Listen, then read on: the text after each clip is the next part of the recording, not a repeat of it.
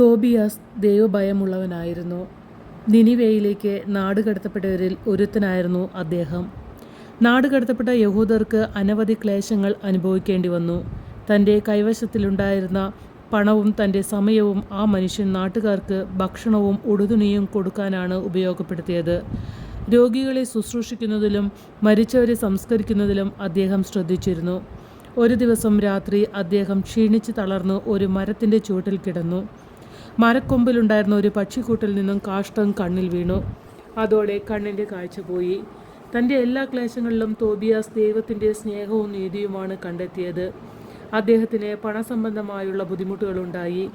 മേദിയ നാട്ടിൽ റേഗീസ് എന്ന സ്ഥലത്ത് ഗാബലൂസ് എന്നു പേരായ ഒരാൾക്ക് പണ്ട് കുറച്ച് പണം കടം കൊടുത്തിരുന്നത് തോബിയാസിന് ഓർമ്മ വന്നു. മകൻ കൊച്ചു തോബിയാസിനോട് അദ്ദേഹം പറഞ്ഞു, നീ പോയി ഗാബലൂസിൻ്റെ പക്കൽ നിന്നും നമുക്ക് കിട്ടാനുള്ള പണം വാങ്ങിക്കൊണ്ടുവരണം. ഒരു കൂട്ടുകാരനെ കൂടി കൂട്ടത്തിൽ വിളിച്ചുകൊണ്ട് പോയിക്കൊള്ളുക. തോബിയാസ് വീട്ടിൽ നിന്നിറങ്ങിയ ഉടനെ സുന്ദരനായ ഒരു ചെറുപ്പക്കാരൻ തൻ്റെ അടുക്കലേക്ക് വരുന്നത് കണ്ടു. മേദിയ നാട്ടിലേക്കുള്ള യാത്രയിൽ കൂട്ടിച്ചെല്ലാമെന്ന് അയാൾ പറഞ്ഞു. അയാൾക്ക് അങ്ങോട്ടുള്ള വഴിയും അവിടുത്തെ ആളുകളെയും എല്ലാം അറിയാം. എന്തത്ഭുതം! ആ കണ്ട കൂട്ടുകാരൻ റഫായേൽ മാലാഖ ആയിരുന്നു. പക്ഷേ പേരെന്തെന്ന് ചോദിച്ചപ്പോൾ പറഞ്ഞത് അസറിയാസ് എന്നാണ്. അസറിയാസ് അവനെ ശരിക്ക് വഴി കാട്ടിക്കൊണ്ടുപോയി. പോകുന്ന വഴിക്ക് തോബിയാസിന് അല്പം വെള്ളം കുടിക്കണമെന്ന് തോന്നി. വഴിയരികിൽ കണ്ട ഒരു ജലാശയത്തിൽ ഇറങ്ങി. അപ്പോൾ ഒരു വലിയ മീൻ അവനെ വിഴുങ്ങാൻ ചെന്നു. അസറിയാസാണ് ആ അപകടത്തിൽ നിന്ന് തോബിയാസിനെ രക്ഷിച്ചത്. ആ മീനിനെ അവർ കൊന്നു. അസറിയാസ് തോബിയാസിനോട് പറഞ്ഞു, ഇതിൻ്റെ കട്ടും കരളും ചങ്കും സൂക്ഷിച്ചു വയ്ക്കണം. അവർ യാത്ര തുടർന്നു. പോകുന്ന വഴിക്ക് അവർ തോബിയാസിൻ്റെ ഒരു ചാർച്ചക്കാരൻ്റെ വീട്ടിൽ കയറി. അയാളുടെ പേര് രാഘുവേൽ എന്നായിരുന്നു. അയാൾക്കൊരു മകളുണ്ടായിരുന്നു, സാറ. ആ വീട്ടിലേക്ക് കയറുന്നതിന് മുൻപ് അസറിയാസ് തോബിയാസിനോട് പറഞ്ഞു, അവളെ കല്യാണം കഴിക്കാൻ നിനക്ക് താല്പര്യമുണ്ടെന്ന് പറയണം. അവൻ സമ്മതിച്ചു. 7 പ്രാവശ്യം വിവാഹിതയായിട്ടുള്ളവളാണ് സാറ. വിവാഹിതയായാൽ ഉടനെ മണവാളൻ മരിക്കും.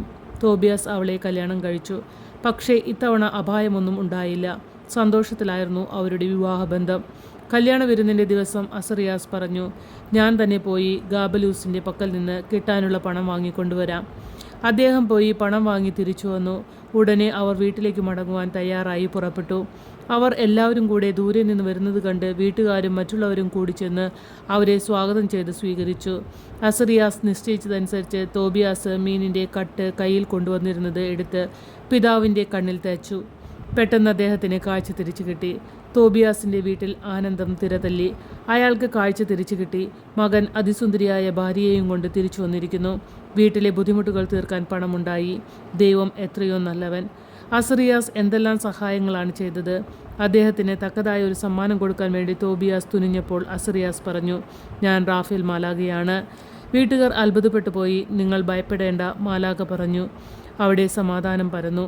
അവർ മുട്ടുകുത്തി. റാഫേൽ മാലാഖ അപ്രത്യക്ഷനാവുകയും ചെയ്തു.